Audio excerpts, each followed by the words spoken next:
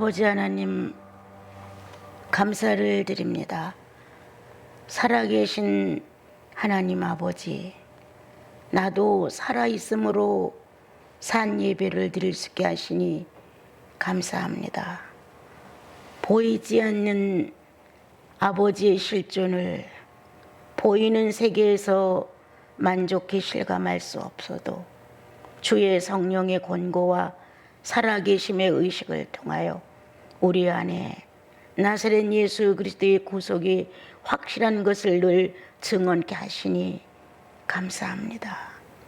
우리들의 크고 작은 사건 속에 성도들의 진실한 마음은 주님께서 그렇게 하셨습니다. 하나님께서 그렇게 하셨습니다라고 우리 주 예수 그리스도의 사신 생애의 마음을 우리가 드러낼 수 있도록 하시니 또한 감사합니다. 죽은 자의 하나님이 아니라 산 자의 하나님이라고 가르쳐 주신 것 감사합니다. 산 자의 하나님 되신 예수 그리스도요, 각 성도 심령 안에 살아계신 하나님이 되셔서 성도의 삶 전체를 주님이 기쁨으로 받으시기에 합당하게 하옵소서. 예수님의 이름으로 기도합니다. 아멘.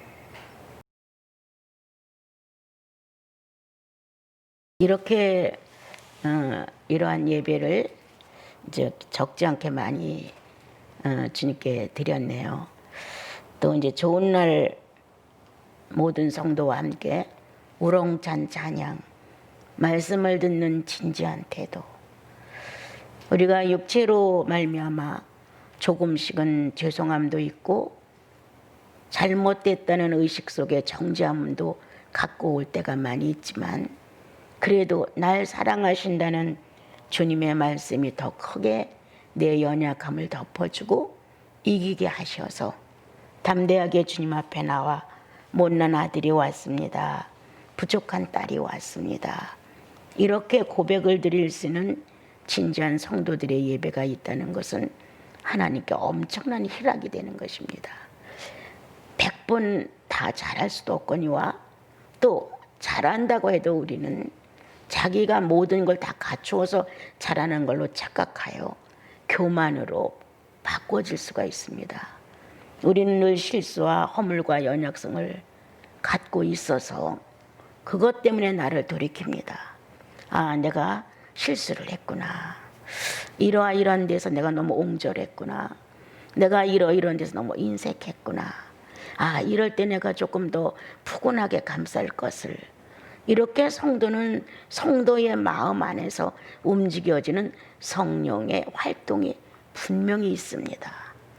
아주 굳은 자 같고 인색한 자 같아도 정작 남들이 하지 않은 일을 해내는 사람들이 있습니다, 여러분.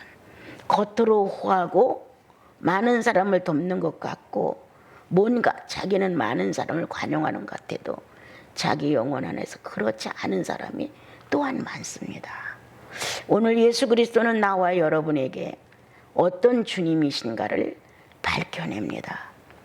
율법을 겉으로 암송하고 암기해서 문 안에 문 밖에 써붙여서 온몸에 달고 다녀서 그래서 예수인이 되는 것이 아니라 가장 중요한 것은 내 영혼에 합하여 있는 주의 성령을 인정하느냐 안 하느냐가 아주 중요한 것입니다, 여러분. 한 번의 성경 구절을 암기하는 것이 없다 할지라도 어떤 성경의 스토리를 줄줄줄 엮어 얘기할 만한 실력이 없다 할지라도, 그리고 자주 교회를 못 간다 할지라도 어느 날 그리스도와 함께 마차를 일으켰던 그 순간의 감격이 영혼 속에 있으면서 뭔가 내 영적인 모든 혈관이 큰 회전을 했고 예수 믿는 것이 옳다는 사실을 스스로 긍정해 가면서 내가 조금은 세상화된다 할지라도 예수는 버릴 수 없다는 굳은 결의가 영혼 안에서 주님과의 언약입니다. 내가 너를 버릴 수 없어 라는 생기의 되찾음, 또한 나는 너를 떠나지 않아 라는 성령의 곁에 계심, 이것이 보장되는 한 우리는 거기에 이끌려서 나도 그분을 찾는데 마음을 다하고 성품을 다하고 뜻을 다하여 찾는다는 생기의 고백이 있고, 이제 그와 동행하면서 그분의 곁에서 그분과 맞춰갈 수 있는 내가 되기를 갈망하는 진실이 있기 때문에 우리는 서로를 끌어당깁니다. 주님은 나를, 나는 주님을, 이렇게 서로 끌어당기는 어마어마한 힘이 우리 내부 안에 존재합니다. 나이가 차면 당연히 이성은 서로를 그리워하게 됩니다. 남자는 여성을, 여성은 남성을. 누가 이걸 가르쳐 줘서가 아니라 본능적인 이끌림입니다.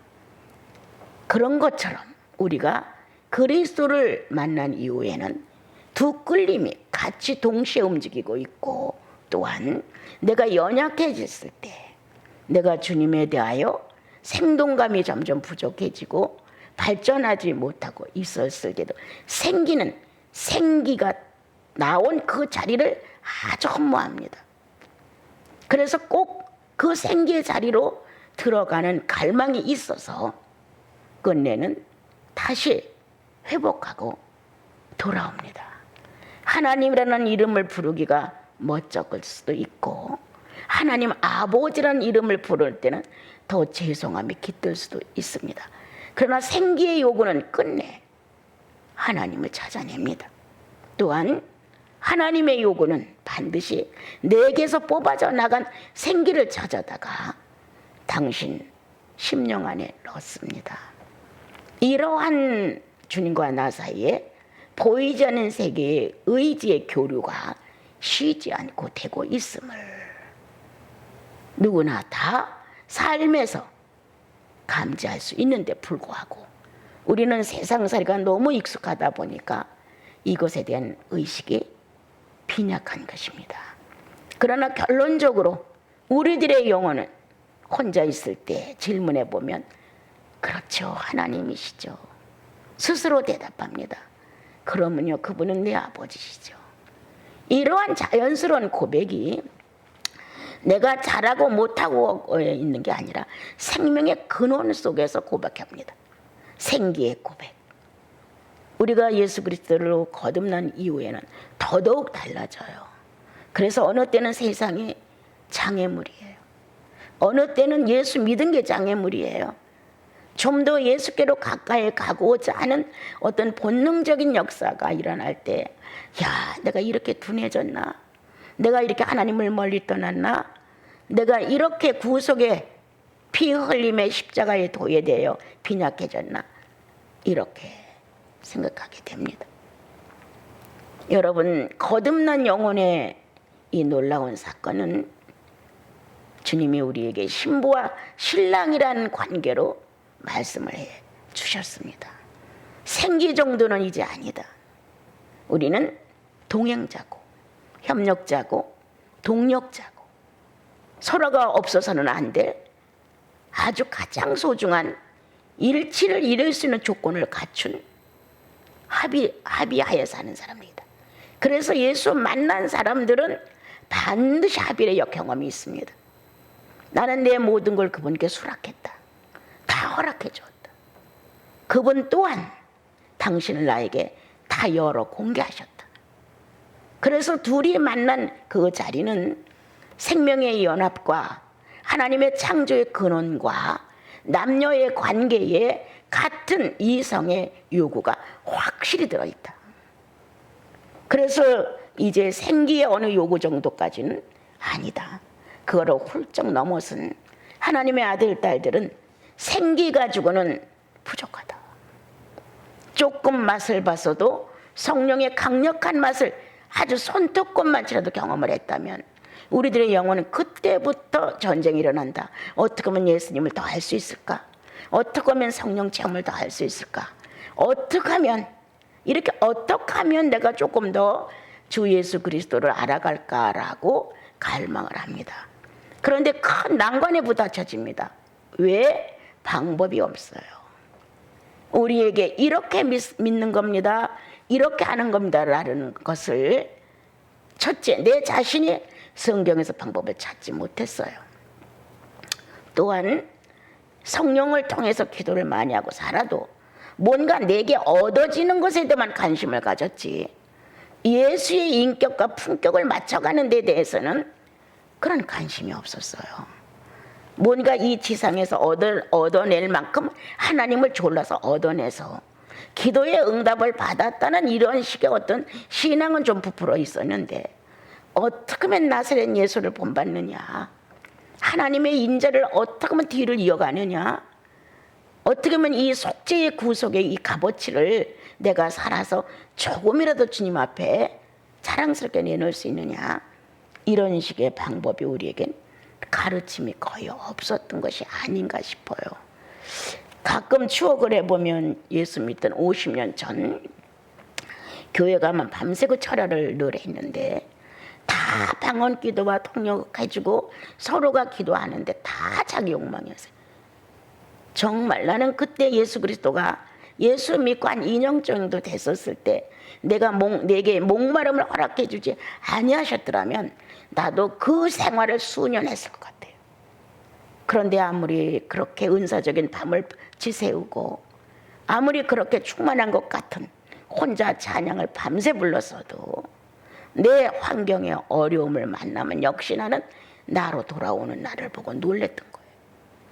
찬양을 드리고 예배를 드리고 기도를 하고 방언을 하고 밤을 새우고 갖가지 은사를 체험할 때는 천국 갔었어요.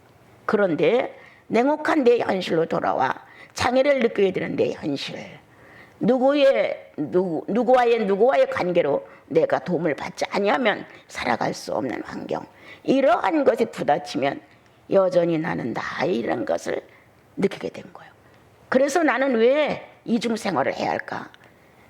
예수 그리스도를 믿는 어떤 환경이 오는 것에 대해서는 기쁘고 즐거운데 그 외의 환경에 대해서는 왜 나는 짜증스러워하고 싫어하고 화를 내고 혈기적인 감각이 내 속에 이렇게 있는 것일까? 그럼 나는 무엇을 용서를 빌은 것인가? 어떤 것을 용서받은 것인가? 이런 것들이 자꾸 내 안에서 움직였어요. 주님은 영원에서 영원까지 죄를 용서했다고 하는데 죄의 근원이 이렇게 내 안에서 활동을 하는데 어떻게 용서를 받은 건가?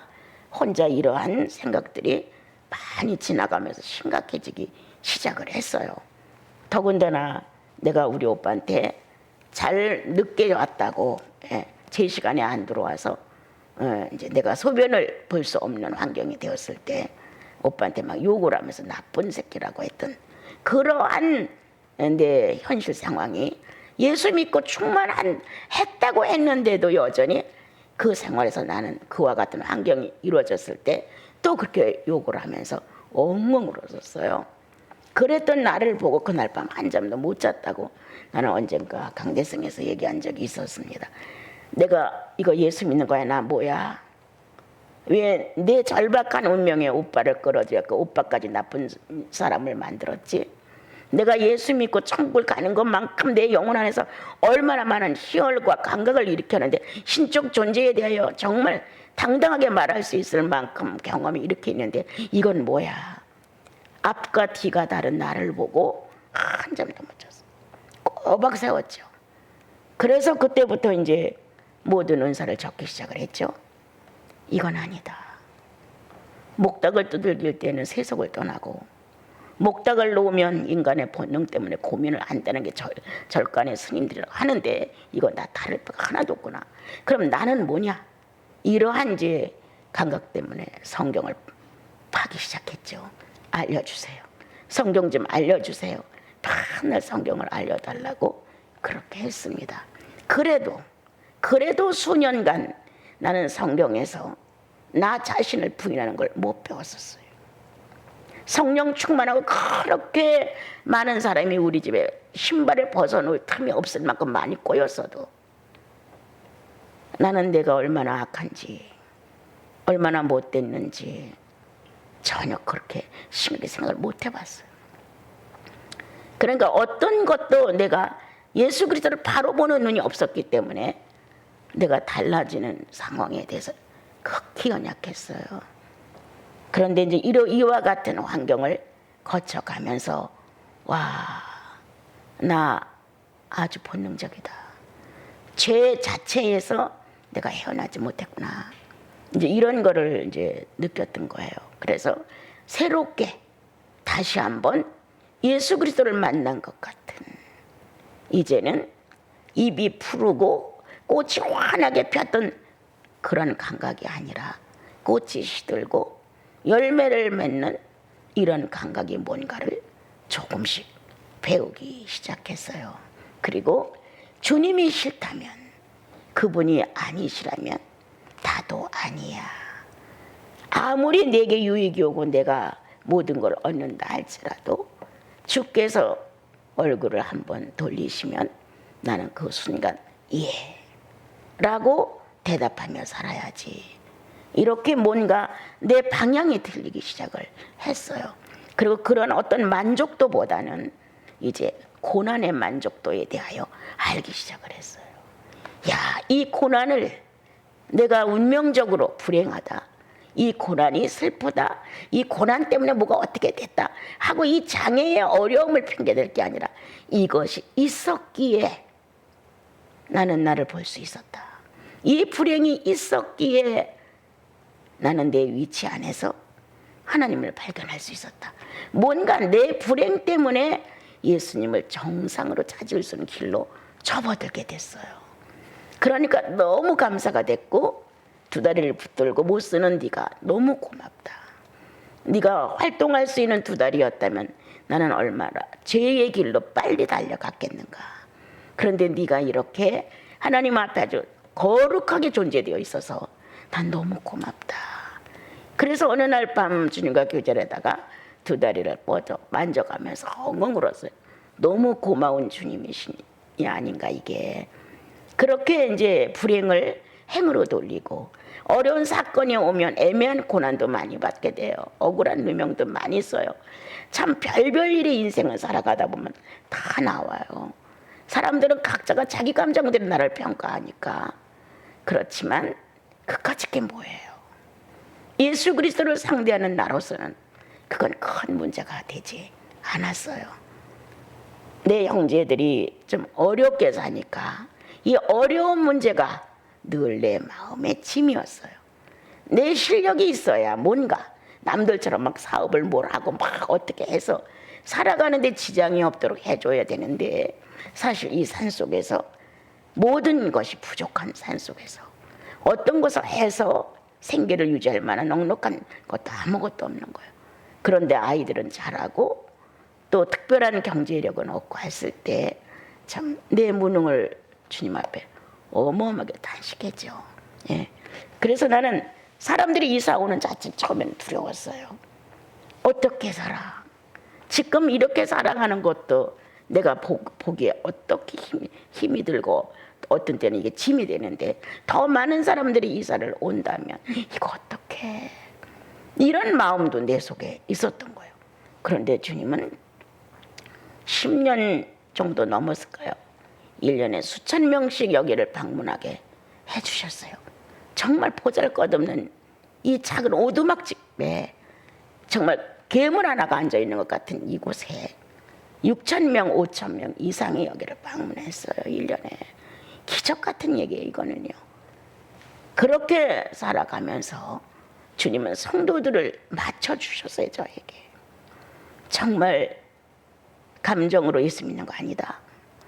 안다는 지식으로 믿는 것도 아니다. 자신을 부인하고 십자가의 못을 박은 예수를 실현하는 것이다. 이 의지의 신앙을 원하는 성도들을 붙여주셨어요. 그래서 함께 갈 수 있도록 움직여 주심으로 지금까지 살아올 수 있었고, 형제 자매들이 꾸역꾸역 이사를 와서 우린 그저 많아야 20명 안짝의 식구들이었는데 지금은 이렇게 70명에 가까운 식구들의 모임이 됐죠. 기적이죠. 이거는 기적이에요, 여러분. 이런 산속에 바라볼 것도 없고 의지할 것도 없고 특별히 무엇을 해서 성공할 것도 전혀 없습니다. 여러분, 불가능해요. 이런 불모지에 겁내지 않고 발을 썩썩 들여 놓을 수 있었던 것은 주님의 기적이지 사람은 못합니다. 예. 그리고 뭔가가 나와야 되는데 나 같은 경우는 오히려 나에게 던져줘야 내가 살잖아요. 노동력도 없고 어떻게 무엇을 해요. 그런데도 불구하고 그들은 아까워하지 않았다. 우리들 형제님들 중에 몇 집은 내가 어려우면 우리 땅 팔아다 쓰세요, 저당 잡혀 쓰세요 할 정도로 그들은 간격 없이 나에게 자기들의 재산까지 던지는 말을 많이 했다. 그러나 나는 고맙기는 해도 그렇게 하고 싶진 않았죠. 예. 이렇게 저렇게 주님은 물어다 주셨어요. 내 평생에 한 번도 헌금 강의를 해본 적은 없어요. 그러나 주님은 필요에 따라 적절하게 어떻게 그렇게 꼭 맞게 내 입에서 아휴 어떡하지? 이 말 나오기 전에 주님은 늘 모든 것을 보충하셨어요. 메추라기가 문제입니까? 만나가 문제입니까? 반석에서 물이 터지는 게 문제입니까? 한 번도 고민 안 해봤어요. 그걸로 인하여 기도라는 면목 한 번도 해본 적도 없어요. 언제든지 필요에 따라 메추라기는 전달되었고 필요에 따라 반석에서 물이 쏟아졌고 필요에 따라 만나는 쏟아졌던 거예요. 전체 식구가 나시는 이름으로 독신들이 이렇게 살아가고 있어도 그들이 할 수 있는 건 주님께 드려진 영혼들로서의 자기 길을 가고 있는 것이고 이렇게 연관된 하나님의 자녀들이 필요에 따라 주님의 선물을 날라다 주므로 지금까지 잘 살고 있습니다. 좀 더 잘하고 싶은 거는 예수께 헌신을 하고 싶은데 이게 젊어서의 욕망처럼 잘 안 돼요. 이 경성기간을 놓고 8시간 내지 10시간에 각자의 표를 짰지만 얼마나 각자 할지는 몰라요. 그런데 저 같은 경우는 정말 이렇게 여간에서 등짝 한 번을 땅에 못 대요. 낮에 그렇게 아침부터 밤까지 그렇게 해도 주님과의 정상적인 시간을 딱 정돈해 본다면 6시간 이상이 안 되어요. 6시간 정도는 내가 주님께 그러한 아름다운 헌신이 진행될 수가 있는데 그 뒤에는 전화 상담도 받아야 되고 또 어떤 일도 해야 되고 또 이렇게 갑작스레 오는 분들도 있고 또 이러다 보니까 그렇게 되지 않더라고요. 그러나 양보다는 늘 질을 요구하는 것이 저였어요. 예. 얼마만큼 무엇을 했느냐? 아니, 그건 나하고 상관없어. 양은 하나님께서 창조 때 어마어마하게 해놓으셔서 이거 어마어마해요. 이 양에다가 내 양을 놓는다면 이건 너무너무 허무한 거잖아요. 나는 양에 대해서는 원래부터 관심이 없었어요. 중요한 건 질이에요. 만물이 가지고 있는 질이에요. 그 질이 존재됨으로 인하여 만물은 모양을 지탱할 수 있고 그 질이 존재됨으로 인하여 많은 사람들이 필요에 따라 적절하게 그걸 갖다가 그 성분을 다 쓸 수 있는 거예요. 이렇게 주님은 오늘도 나와 여러분에게 필요할 때마다 좋은 사람 마치고 예수를 정말 나사렛 예수의 그러한 버림의 시간들을 소중히 여길 줄 아는, 그렇다고 우리가 다 한꺼번에 도인이 되는 것 이건 아닙니다. 그러나 중심 안에 나 위에 죽으신 예수의 십자가의 표상이 지워지지 않는다. 한껏 만족을 느껴도 거기서 그 만족이 나를 삼키지 못하더라. 모든 걸 만족히 내가 손에 쥐었다 할지라도 갖추고 있다 할지라도 뺏을 적 없다 할지라도 그것으로 나는 한계를 느낀다. 아니라고. 그것은 분명 내 안에 성령의 경험이 내 전체를 당신의 것으로 인을 쳐놓으셨고 완벽한 나사렛 예수의 부활의 생명체가 나와 여러분의 영혼 안에서 갈망한다. 어떻게? 아들 예수 그리스도와 같은 수준까지 질과 격이 같아지기를 성령이 갈망하신다. 그래서 잘못된 길에 쓰면 속히 돌아온다. 주님은 성령의 권능을 가지고 내가 빠질 뻔한 어떤 함정에서도 꼭 지켜내시고 만다. 이렇게 성령의 강력한 생명체의 능력을 가지고 있는 구원받은 성도들은 나는 거의 말합니다. 버림이 될 수 없다. 천국을 가느냐 못 가느냐 이런 논리의 대상이 되는 것이 아닙니다, 여러분. 그래서 예수 믿는 것은 감정이 아니다. 결코 깨달음으로 끝나는 이론이 아니다. 이 예수 믿는 것은 내 영혼의 뚜렷한 생명의 움직임이고 그가 살아서 움직이는 표현들이다. 그래서 나와 여러분은 생기의 어떤 욕구보다 성령의 욕구가 얼마나 대단한가를 현실에서 경험하고 가셔야 합니다. 또한 생기를 보냈을 때의 하나님의 욕구와 성령을 보내시건 이후에 성령의 욕구는 또 다르다. 인류를 놓으시고 생기를 놓고는 분리도 있었고 죄의 대가도 너무 컸고 여러 가지가 있다. 그러나 예수 그리스도를 통하여 모든 전체의 죄악을 없이 하신 하나님은 성령으로 거둬들여야 할 어마어마한 대가가 있습니다, 여러분. 오늘 우리는 예수 믿는 걸 너무 헛소리 생각해서는 아니 됩니다. 예수 믿는 건 진지한 겁니다. 이 땅에서의 육체가 요구하는 이대로의 것이 결코 아닙니다. 주의 나라가 이 정도라면 그 예수 그렇게 심각히 믿을 필요가 없습니다, 여러분. 그런데 주의 나라는 전혀 다릅니다. 의식 자체가 순간 육체의 물질 세계를 벗어나는 순간 아주 다른 것으로 변형됩니다. 그래서 예수 그리스도가 공간을 초월하여 존재하신 것처럼 나와 여러분도 그렇게 자신 있게 앞으로 살아갈 수 있도록 주님은 부활이라는 영권 안에 나와 여러분을 넣어주셨습니다. 더욱 타락하지 말라고 부활의 영권에만 넣어준 게 아니라 나 다시 온다. 재림으로 다시 온다. 나 있는 곳에 너도 있게 한다. 라는 기대를 우리에게 허락하고 가셨습니다. 그렇다면 나와 여러분 안에는 신령한 타산이 있습니다. 천국 가느냐 못 가느냐는 이미 초월된 것이고 성령 충만하냐 안 하냐 그것도 하나님 편에서 일체가 된 것이고 중요한 건 예수 그리스도의 현실을 만드느냐 안 만드느냐 내 몫입니다, 여러분. 그리스도의 현실을 만들어 가는 것은 내 몫이에요. 이것에 의하여 나와 여러분은 본인들의 영적 위치가 정해질 것이고 다시 오마 나 있는 곳에 너도 있게 할 거야 라는 내용에 얼마만큼의 큰 책임이 주님 앞에 있고 또 나에게 있는가를 알게 될 것입니다. 오늘 오바댜를 통하여 에돔의 죄는 이런 것이었다라고 말씀합니다. 우리가 10절부터 14절로 가게 되면 에서와 야곱 이 에돔이 그렇게 야곱을 놓고 이렇게 너희들이 했다. 여기서는 형제의 나래 야곱과 에서는 형제예요.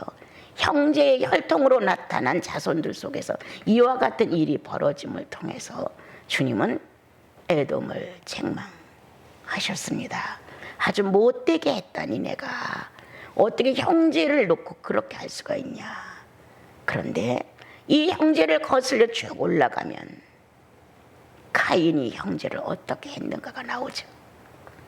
예, 아벨은 이렇게 했고 카인은 이렇게 했다는 형제 간의 우애를 한 혈통의 한 유전자의 관계를 이미 카인과 아벨 속에서 우리는 지독한 교육을 받았습니다, 여러분. 누구든지 카인같이 되지 말자. 누구든지 카인같이 되지 말자. 이건 동일한 결심이에요. 적어도 아벨은 내야지. 그런데 형제를 위해서 죽는 사람은 거의 없어요. 어느 정도 희생은 가능해요. 그러나 형제를 위해서 죽는 사람은 거의 없어. 그럴지라도 아벨처럼 돼야지. 라는 선한 목표를 가지고 무심한 것 같고 무뚝뚝한 것 같고 몰인정한 것 같고 아주 냉정한 것 같아도 어떤 상황의 결정적인 면에 와서는 아벨이 되는 거예요. 나는 평소에 아벨이야 하고 자기 사생활 중에 늘 아벨처럼 충만한 척하지 마라 이 말이야. 나는 정말 아벨은 그렇게 안 한다. 나는 이 사람도 용납하고 저 사람도 용납하고 이 사건도 문제 삼지 않고 저 사건도 죄 안 져. 이런 식으로 자기를 폭넓게 놓고 인자한 사람으로 아주 덕이 있는 사람으로 이렇게 착각하지 마라. 나는 나일 것이다. 그러나 어떤 상황에 아벨로 변형된다. 그것은 그때 아벨의 모습으로 예수 그리스도를 표현해 줄 수 있는, 보통 때는 냉정한 사람, 무관심한 사람, 인정 없는 사람, 자기만 아는 사람, 이렇게 우리들에게 인식될 수 있는 사람이 있다는 거예요. 그러나 그 중심에 주님이 성령을 통하여 하나님의 인자의 모습을 꼭 찾아내는 일이 있다는 거예요. 그때 아벨이 되어 네 형제의 손에 희생당하는 것, 형제가 나를 무시해 받아들이는 것, 형제에게 뭔가 희생이 필요해 희생을 해주는 것, 형제를 위해 뭘 물어줘야 돼 물어주는 것, 형제를 용서해야 돼 용서해주는 것, 그 상황에 맞는 아벨이 되어 죽을지라도 손해를 볼지라도 자존심이 무너진다 할지라도 뭔가 나에게 파괴를 의미한다 할지라도 아벨의 모습으로 예수를 현실화시켜주는 형제가 있다는 거예요. 말로 이 땅에서 내가 조금 하는 걸로 그것보다는 진중성, 평소에 함부로 흔하게 나를 내놓지 않고 잘 정돈하고 다지고 내 생활 충실히 해서 저 사람은 절대 후한 사람이 아니야 이렇게 인식을 하는 사람이 있다 할지라도 그는 막상 그 장면에 와서 그 사건에 와서 아주 후한 사람이었다. 아벨이었다. 이렇게 하나님의 거룩한 성품을 가진 하나님의 사람들의 모습은 형제의 우애를 아벨처럼 정리한다는 거예요. 이제 에서와 야곱이 같이 태어났죠. 너희는 에서처럼 되지 말라. 장자가 돼가지고 배고프다는 허기졌다는 육체의 욕구에 급급해서 장자권을 팔았다. 그렇게 되지 말라. 주님은 가인처럼 되지 말라. 자기의 행위가 악하고 동생의 행위가 선하니까 쳐 죽였다라고 말합니다. 자기 행위는 악하고 상대의 행위가 선하니까 못마땅해. 어떻게 해서 꼬투리를 잡고 흠을 집어내고 뭔가 문제를 일으켜서 상대도 나쁘다고 다른 사람에게 인식시키고 싶은 거예요. 이게 지금 다 거기에 들어있는 말씀이에요, 여러분. 에서는 장자권을 소홀히 여기고 죽 한 그릇에 팔았다. 자기의 위치, 자기의 직분, 자기의 신앙, 자기의 구속, 자기 속에 역사하시는 성령에 대하여 본인이 책임을 져야지. 배고파서 내가 허덕거리니까 네가 나를 이용해서 장자권을 산 거 아니야? 이렇게 상대를 이제 원망하기 시작하는 거예요.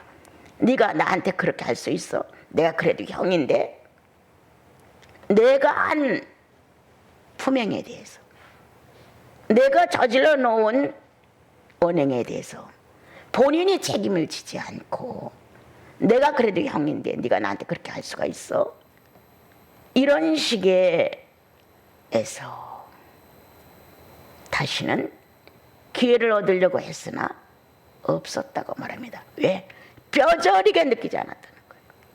내가 이거 잘못해서 장자권을 빼앗겼다는 거예요. 자기의 책임으로 돌리고 여호와여 내가 죽을 죄를 졌습니다. 내가 하나님으로부터 받는 기업을 무너뜨렸습니다. 이렇게 나와 자기의 자책을 가지고 자기의 책임으로 복통을 했어야 되는데 야곱이 그렇게 했다는 거지요. 그리고 여전히 살만 하니까 그렇게 하나님의 거룩한 이러한 것에 대해서 관심을 안 갖고 그냥 지나갔다는 거예요. 그가 회개할 길을 찾았으나 기회가 없었노라 아니었다는 거예요. 내가 한 일은 다 괜찮아. 내가 한 일은 그래도 할만했어. 그리고 다 이유가 있어. 자기 건 너그럽게 생각하는 거예요. 자기는 어마어마하게 관용을 해주는 거예요. 그런데 상대가 한 건 괘씸해. 못마땅해. 안 돼. 용서가 안 돼. 따지고 싶어. 죽 한 그릇이라는 걸 따지고 싶어. 그까짓 한 그릇 때문에 이 장자권을 뺏길 수가 있어. 네가 어떻게 그럴 수가 있어. 이런 식이에요. 자기가 자기의 잘못된 것을 책임지려고 하는 마음은 없고 상대가 나를 그렇게 했다는 거예요. 내가 어떻게 연약한 것을 네가 틈타서 나를 이용했다는 거예요. 이렇게 되면 우리는 영적인 족보에 들은 사람들로서 영적인 재산이 없어. 가문의 이름은 올라가 있는지 몰라도 영적인 업적이 하나도 없게 됩니다. 오늘 이들의 후손들은 이렇게 야곱의 후손들을 놓고 아주 강포를 행했다는 거예요. 포악했다는 거예요. 예. 같은 형제고 같은 의미를 가졌다면 다른 나라는 전혀 관계없이 다른 민족의 혈통이고 이방인이고 모든 자체가 틀리니까 그럴 수 있다 할지라도 에서의 혈육들은 야곱의 혈육을 놓고 그렇게 할 수 없다는 거예요 오늘. 그런데 뭐라고 했냐면은 내가 멀리 섰던 날 이방인에게서 재물을 빼앗아 외국인의 성문에 들어가기 예루살렘을 흥정할 때 너 거기 있었다. 그렇게 저 예루살렘을 어떻게 하면 없앨까, 저 예루살렘을 어떻게 하면 뺏을까라는 궁리들을 하고 그것에 대하여 의논하고 그런 잔꾀를 쓰고 그러한 전략을 세우는 일에 너 거기 동참했었다. 왜? 내 나라가 아니니까. 내 민족이 아니라고 생각했다. 근데 어쩔 수 없다. 한 형제, 한 아버지로 나온 형제가 아니라 아무리 내가 저항을 해도 그건 있을 수가 없는 것이다. 근데 너는 그렇게 했다. 네 혈육을, 네 형제를 같은 핏줄을 놓고 너는 예루살렘이 망하기를 같이 바랬었다. 이것이 너의 큰 죄라. 이렇게 주님이 말씀하시고 형제의 날을 재앙의 날로, 고난의 날로, 패망의 날로 이렇게 여러 가지 날로 정하셨어요. 형제의 날. 왜 형제라는 단어를 이렇게 붙였냐? 에서와 야곱의 형제이기 때문에 상기시키는 거예요. 같은 아버지고 같은 혈통이고 같은 가문이고 이건 떼어낼 수 없다는 거예요. 그래서 형제라는 걸 주입시켜 주시는 거죠. 형제의 날에 옳고 그름을 판단하는 그날에 이렇게 정리를 해 주십니다. 여러분, 다른 데 가서 죄 짓는 게 아니라 내 형제 자매들을 놓고 우리가 죄를 짓습니다. 예수 그리스도로 말미암아 한 덩어리가 됐다는 교회의 성도라는 이름 안에서 우리는 서로 포악한 짓을 하고 누구 하나를 멸시하는 데 앞장을 씁니다. 공모하고 그 사람들을 그리고 수모를 겪게 하고 쑥덕공론을 하고 여러 가지로 그가 무너지기를 바라는 거예요.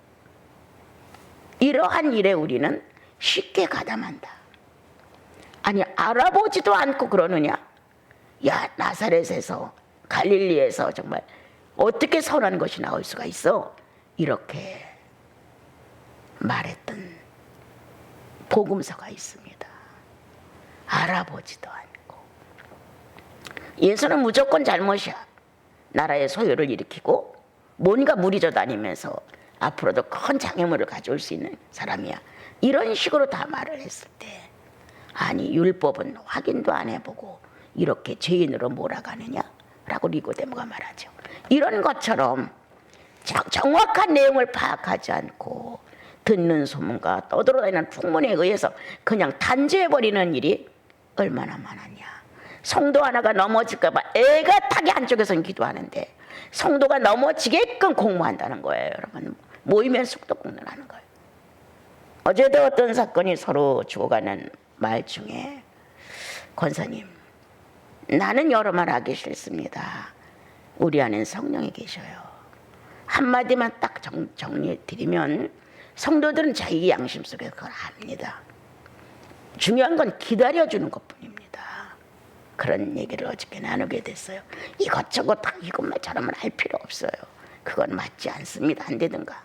짤막한 한마디만 해주면 성도 안에 존재하시는 성령은 진리예요. 불의와 타협할 수 없어요.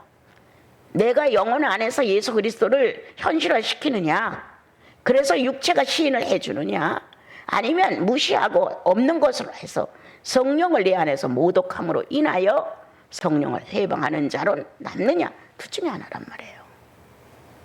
그런데 이 지금 에서의 혈통들은 이렇게 성도 하나를 무너뜨리는 데 협력을 한 거예요. 그날의 방관자로 어떻게 되나 보자 라고 기다렸다는 거예요. 우리는 어떻게 되나 보자라는 이런 악성이 다 들어있어요. 그리고 그가 내 눈에 맞지 않는 어떤 불행이 오면 내가 그럴 줄 알았어. 그렇게 행동하더니 끝내 그 짓이야? 이렇게 다 거기에 찬성표를 던집니다, 여러분. 주님은 왜 그렇게 했느냐고 여기서 말씀을 크게 합니다. 또한 13절로 내려가면 백성이 환난을 당하는 환난 날에 그렇게 여러 가지로 재물에 손을 대고 빼앗고, 그래서 4가지로 약탈을 하고 여러 가지로 에돔이 야곱에 대해서 행동을 했다고 하시면서 내 거리에 서서 도망하는 자를 막지 마라. 고난의 날에 그 남은 자를 원수께서 넘기지 않을 것이라. 이렇게 우리들은 피해가는 자, 뭔가 여기서 피해서 살아야 된다는 의지를 가지고 움직이는 자들을 오히려 피해가지 못하도록 알려줬다는 거예요. 약탈을 해서 빼앗아 가고 뭔가 손해를 크게 보는 그 자리에서도 오히려 고발을 해줬다는 거예요. 저기 숨어 있습니다. 저걸 저 사람이 가져갔습니다. 이렇게 해서 야곱을 궁지로 몰아놨다는 거예요. 오늘 나와 여러분, 행여나 내 형제의 약점을 너무 많이 말하지 말자. 내 자매의 약점을 너무 많이 들춰내지 말자. 늘 내 사건으로 보고 얘기 끝에 조금은 나올 수가 있어요. 그건 비난이라기보다는 그럴 수밖에 없는 상황이었겠지 라는 어떠한 내용을 서로 동정하고 이해하고, 나도 그런 사람 중에 하나라는 것이 나는 대화는 조금 있을 수가 있어요. 그러나 완전히 한 사람을 무너뜨린다든가 약탈하듯이 다 뺏어서 없앤다든가 입으로 고발하여 많은 말을 해서 그 사람의 약점을 더욱 들춰낸다든가, A라는 사람은 모르는데 A라는 사람까지 찾아가서 B의 얘기를 말한다든가, 이런 식으로 해서 형제를 피 흘리게 해서는 아니 된다. 이렇게 오늘 성경은 우리에게 가르쳐주고 있습니다. 못된 기질을 가진 나, 죄인의 속성은 다 갖고 있는 게 나예요, 여러분. 그래서 죄들이 한 번씩 와서 신호를 하면서 나를 건드려 보죠. 600가지면 600가지의 정죄될 수 있는 죄성이 내 영혼 안에, 내 심리 안에 존재성을 가지고 기회를 만나면 합의점을 찾는다는 거예요. 그러나 예수님은 그럴 수 없죠. 그동안 예수 그리스도가 육체를 가지고 채찍에 두들겨 맞은 것도 어마어마한데, 그 뒤로 구원받은 우리들이 정상 위치를 차지하지 못해서 수없이 나사렛 예수가 수모를 겪는 게 허다한데, 성령의 능력은 뭐야, 구원의 능력은 뭐야, 하나님의 능력은 뭐야, 이렇게 비웃음을 받을 만큼 우리가 오늘날 모습이 너무너무 창피하고 부끄러운데, 더 이상의 내 연약한 형제 자매들을 험담해서 무너뜨리면 아니 되지요. 어려움을 겪고 있는 내 형제 자매를 방관해서도 안 됩니다. 더울 수 있으면 덥죠. 어느 분이 쌀을 살 수 있어서 사람들을 도울 수 있도록 해주셨는데, 또 이어서 어떤 자매님이 보내주셔서 쌀 사서 줄 수 있는 연약한 목회자들에게 보낼 수 있도록 많이 늘어났어요. 그래서 오늘 아침에 스테반님한테 한 4-5명을 더 줄여봐라 이렇게 했어요. 항상 내겐 없어도 줄 수 있는 상황을 주시는 건 너무 고맙고, 또한 뜻하지 않은 어떤 가정의 장로님 부부께서 또 헌금을 해 주셨어요. 우리는 내 이웃이 어려울 때 모른 척하지 말자. 내가 다 털어서 내 생활비를 다 상대에게 줘도 기뻤어요. 이런 경험이 한두 번 아니에요. 예. 당장 살아갈 게 없는데도 필요한 그에게 먼저 있는 그것을 내가 던졌단 말이에요. 그런데 주님은 몇 배로 그 일을 하셨어요. 지금까지. 예. 여러분, 어려운 자, 배고픈 자, 고통받는 자 외면하고 방관하지 말자. 어떻게 스스로 행동할 수 없는 그들을 놓고 수모를 겪게 하지 말자. 없는 말 있는 말 다 종합해서 한 사람을 죄인 만들지 말자. 이렇게 성경은 오늘 4가지로 하나님의 날, 형제의 날 이렇게 정리를 해 주셨습니다. 여러분, 한 주를 돌아보면서 한년아, 내가 이러한데 내 정열을 빼앗기지 않았나? 관심사가 글로 들어가지 않았나? 내 뇌에서 많은 것들이 회전하면서 죄를 짓게 하지는 않았나? 내 양심이 파괴되면서까지 거짓을 쫓아 말하지 않았나? 점검해 봅시다. 그리고 새로운 형제의 길로 들어십시다. 내가 지는 십자가를 내 형제가 지고 있구나. 내 자매가 지고 있는 십자가를 나도 져야지. 우리는 각자가 예수 그리스도를 완성하기 위한 각자의 십자가를 본인들이 멋있게 지고 가셨으면 참 좋겠습니다. 예.